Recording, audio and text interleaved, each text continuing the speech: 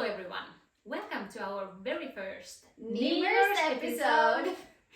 Today we'll be talking about self-awareness. What is good self-awareness and why is it so important? My name is Hansu. I'm the other co-founder of Neem Business Society. Hi, my name is Minna and I'm the other co-founder of Neem Business Society. And we have our very lovely guest here, Henrika Tonder. If you don't mind, I would like to read out Henrika's Instagram bio because I loved it. So Henrika is a transformational coach that helps highly talented leaders, gifted high performers, bold entrepreneurs, brilliant women in leadership to shine and reach their next level of impact. And I must say, I have personal experience and all that. It's so true and way beyond. Welcome, Henrika. Thank you for having me. So today we'll be talking about self-awareness. Do we want to share a little bit what kind of self-awareness journeys we're on? Yeah, maybe perhaps you can start. I just said at the beginning of this, before we started filming this, that I'm not really sure what type of, what part of my journey I'm at. I think I can relate to things like I'm not good enough. I don't have the skill sets. I'm not capable. There's sometimes this kind of self-critic narrative in my head on a loop that's on a negative loop, and it's kind of hard to sometimes navigate away from that. And that's sort of my journey at this point because I'm a first-time entrepreneur, and I think some people might be able to relate to that. But I've started to self-reflect every morning, every night, and pour a little bit of self-love. And I think that narrative is getting more and more positive now. Thank you for sharing that. That's such a brilliant, you brilliantly just expressed how you're focused on, the limiting beliefs and the negative narratives. And I'm like, and where's her shine and where's her strengths? And is she self-aware about those things? And what's her brilliance? And what about her zone of genius? So I like the fact that you ended with, and I add a little bit of self-love there still, but that's exactly what happens, especially with women, but with all sorts of, high-performing people who are highly gifted, highly talented. They're most often not aware of their brilliance, their genius, their strengths. And then if you're not aware of it, well, you can't, if you don't own it, you don't hone it, and you can't do anything with it. So you have to, it all starts with that, of actually reflecting also, of course, to develop yourself about those limiting beliefs, but especially about your gifts and you're what really turns you on? What are you good at? What are you exceptional at? And what are you extraordinary at? So it's funny, why don't we focus on those? Why do we always have this inside voice in our head telling us, I doubt you can't do that, or something like that? Yeah, and that's a great question. And I would just say because we don't know that it's really, really important. The same way we don't want to burn our hands, we don't want to get run over by a car, we don't want to fall off a cliff. You get that that's important, right? We don't want to do that because we get hurt, and nobody's told us if you keep thinking those negative thoughts, not only do you diminish your potential, not only do you shrink yourself, not only do you become hopeless, not only do you stay stuck in those loops of I don't know, powerlessness and despair and doubt and all of that. And how can you ever actually reach those things or achieve those things you say you want to achieve if you're having that negative loop eating up a big part of your potential inside of your head all the time? Not to mention depression and mental, dis-ease and illness and all of that comes with it if it's too heavy and charged by your own thoughts. Absolutely. And I feel like when I tell myself, when I have that negative loop in my head saying that I don't have the skill sets, I'm not capable, but now I started this gratitude journal that she gave me. And every day I write down what I learned today. So I'm actually focusing on, I do have the skill sets. Every day I'm learning something. And when I write that down, it goes in there. And I realize that, I do have skills that I'm using, whatever I'm achieving, trying to achieve or pursue. And I love what I hear and thank you for giving that inspiration to her, because that's one of the main things around self-awareness. Like you said, why do we do that? Yeah. Well, because we don't don't share those things. We Yeah. don't often share the things of you know, how we grow, how we develop, how we transform, how we evolve, what are our growth edges, and all of those things. So I love that you shared that with her, because sometimes we forget, like, human beings not a solo sport, and we don't know that we can't become ourselves by ourselves. So you sharing that, what you've learned in your own life. I remember when I coached you, there were these amazing things that you took on, and you actually started really doing them, and you came back to the next session and you were like, oh my God, I'm able to self-produce positivity or self-awareness or new perspectives that then allow me to position myself differently in my own life, in my relationships, even in regards to myself. So then just passing that along, that's the way we can do it, actually. It's like a, you know, passing it on and spreading it like a positive, empowering virus. Yeah, love that. Me too. And I must say, if I'm talking a little bit about my self-awareness journey, is it kind of like, I don't know, of course I've been self-reflecting like decades already, but I think kind of like the next step for that was when we were having these coaching sessions, and one of the kind of like the moments for me was that I'm not as my thoughts, I'm not as my feelings, I'm not as my actions, and I can choose. Yeah, I remember that. myself. Yeah, I remember I that was like, session. Whoa! Yeah, we were talking about the cognitive triangle between how Yeah. your thoughts then generate your feelings, and then how that again generates the certain behavior, and then when you behave in a certain way, then that reinforces that thought, and that's sort of like being in that loop of beliefs and thoughts, or and then you're just stuck in that. And then when we open up the possibility for you to start choose your thinking and to choose your feelings, and therefore then to create different kinds of behaviors that then would sort of like up level all of your operating system into a different way of being and thinking and believing and feeling, and I remember how you went like, Yeah, exactly. Wow. I was like that. I was like, what is this? Why no one mentioned this before? Yeah. But that was a really nice moment, and of course it's not what happens every time when I'm facing some challenge or something like that, but the thing that I kind of like get it, maybe sometimes it's afterwards, like days or weeks, but I think that's so great, like such a like great learning moment for me. And Yeah, thank you for sharing that, because that's actually what self-awareness does. My favorite part of it is that not only does it reveal potentials and possibilities in a way that just previously, seconds before that, you didn't know they were available to you. And then when you have that insight in the moment, it's like, wow, now that's possible. And I can position myself, I can feel different, I can respond differently, I can attend to the person, to the situation in a different way. It's like one insight really actually has the potential to change your whole life. And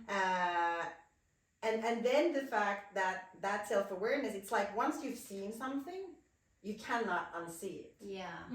So it's like I don't know, I always like to use the FedEx logo. There's an arrow in it, a white arrow that I had never seen before. But ever since the person told me that there's that arrow, I'm like, every time I see the logo, I'm like, oh, there's the arrow. Or another one that I found recently was the Toblerone chocolate. Yeah. There's a bear on it. Really? And, so you can check that out. But there's a bear on the mountain, which is like, hidden into that. I didn't know it. Now every time I see it, I'm like, oh, that's the bear. So once you've seen something, and that's the magic of self-awareness, it's gonna just keep on giving and giving and giving and giving. Once you sort of reveal these patterns, hidden patterns within yourself, as the stories you've been told, or as the stories you're still telling yourself, or as the limitations, whatever, we have this list of the limiting beliefs we have here, it goes from I'm not enough, I'm alone, I'm not lovable, I'm not wanted, I'm not safe, I'm crazy, I'm too much, I'm behind, all of those things. So all of us humans, we have them, and it's almost like it's our job and responsibility to start exploring them curiously and go like, oh wow, oh here we go again. That one is, affecting this part of my life or this role. Yeah. What about when we talk about the other end of that scope? So I'm not enough, I'm not capable, all of that. But what about I'm the absolute best? There's nobody else that can do this better than myself. Yeah. I may be in a high position and I hire people, specialists to do this kind of. have to do everything. Yeah, and I still have to do it all by myself because they don't know what they're doing. So what about that end of the well, what I've come to see with working with leaders and both men and women in high positions in big organizations or as business owners.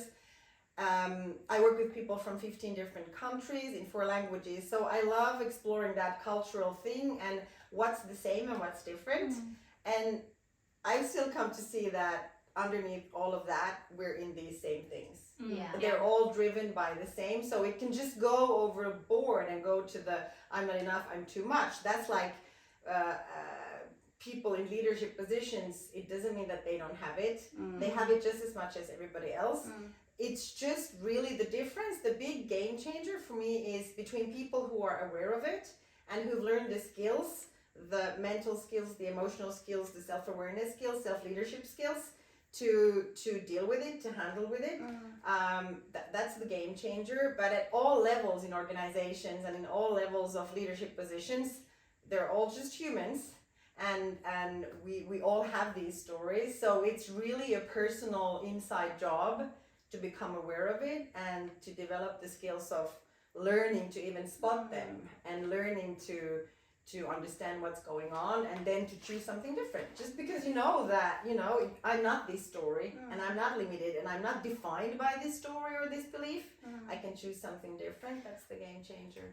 What I absolutely loved, what you said like years back, was that when this kind of like self-limiting beliefs comes to your mind and you're starting to hear them, change the radio channel. Don't listen to it.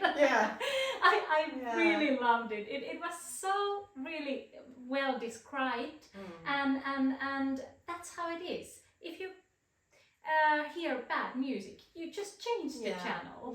So you can actually do that to yourself. And that's the other thing I love about self-awareness. It's really simple. It's not easy, but it's simple. And it's not easy in the busy lives we live, in the high achieving world we live, in all the different roles we have. There's a lot going on.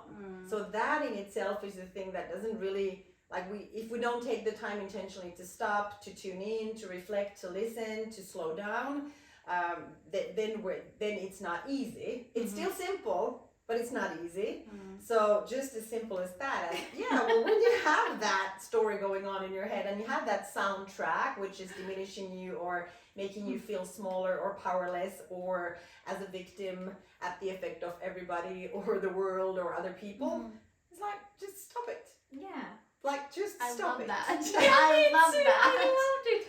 It made me laugh and I was like, well, that's so simple. And that's another great example when something makes you laugh. When something brings you joy and lightness, a sense of lightness. It isn't always joy, but there's a sense of lightness which in the best case even just has that laughter come up and that's something it gives you an indication of this is true to me right now. It doesn't mean it's true for everybody. It doesn't mean it's universal because we can't go that far.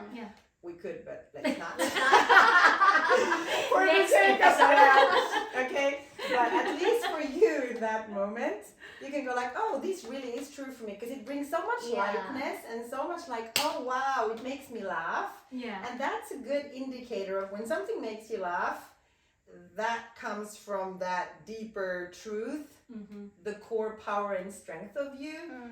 Because usually when we're stuck in either a victim mindset or in a limiting belief or in an ego, whatever trip, we tend to be quite serious.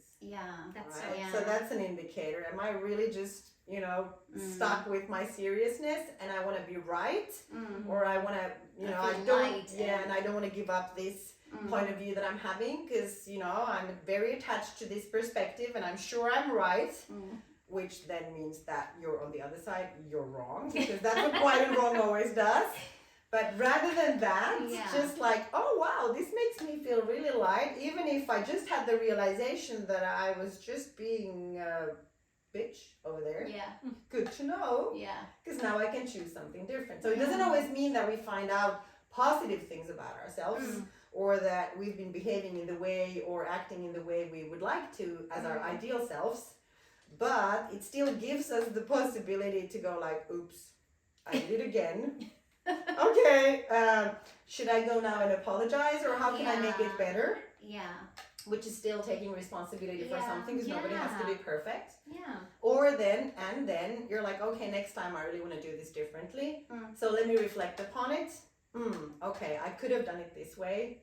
Or if I don't know, I can go back and ask the other person, like, what would have felt better for you, or what would you have needed, or you know, and that again opens up a whole new possibility for the connection, the relationship, the interaction. That's amazing. Yeah, that's how it goes. That's so true. Before we get into how to begin with your self-awareness journey, why do you think people are lacking self-awareness? Well, I think there are many reasons. There's cultural conditioning, there's habits, there's people, your environment, there's the I mean, usually people really start going on deeper journeys when something painful happens, unfortunately, human beings. So I'm like, you know, and that's my own story as well. I really had to get to really painful moments in my life, until something like shook me awake, and after that, you know, as I saw it then in 2011, through my own personal experiences, I saw that, oh, I can't go on like this anymore, and then I couldn't unsee it anymore. So ever since that, I've been on that journey, committed to finding out more and exploring. So maybe it's not always the right time for everybody. Sometimes you lack the knowledge, sometimes you lack just the information, like, hey, it could be different. So I don't think there's one universal response that just goes, but it's we're so complex as humans, and all our different choices and contexts and situations and our whatever we inherited as whether it's biological or DNA or environment or way of thinking or mindsets, like all of that is just it's complex, it's rich, and it's still very individual, I think. Yeah. I also think we should learn this in schools already, like in the age of 8 or something like that. Just kind of like learn to reflect a little bit about our self-awareness. Yeah. That would help. Yeah. Maybe. Yeah. And of course, the challenge maybe in that for parents or schools or systems and societies is that also people who self-reflect, they tend to be a little bit more challenging, because they might not just have that one truth as we do, so because I say so. It's like, well, you know, how does this feel for me, or what am I aware of? And so on a larger scale, I do think that that's one of the reasons why people aren't encouraged to really be free thinkers and free reflectors, and because then that'll create a lot of new questions that would be really annoying in some cases. So but I mean, that's at the systemic level, but it also of course plays out already in families. I mean, I have 3 kids, you have kids, and as parents you could be really tempted to say, you know, we do so because they say so. And it takes a lot more time again, and a lot more energy, and a lot more presence to really explain or facilitate the understanding of the child, and what do you think, and how would, you know, what would be, because there's like a frame, certain things that you do have to learn as skills, but then within that there's also that individual awareness and genius and whatever knowing that comes with it. So maybe it's just the whole fact of being a human being, where we're one of the you know, the only mammal species that spent 18 years of our lives or something like that with our parents being sort of at the effect of somehow or under the influence of other adult people. So, I mean, all of that just is part of us being humans. What a great thing to know. Mä pelkään, että jos ei se olekaan lähtenyt nauhoittaa. Koska tää on ihan mahtavaa, että tää on mennyt tällainen. Mutta mun on pakko tarkistaa, että mitä ei ole totta. Älä nyt sano. Ai ei oo lähtenyt.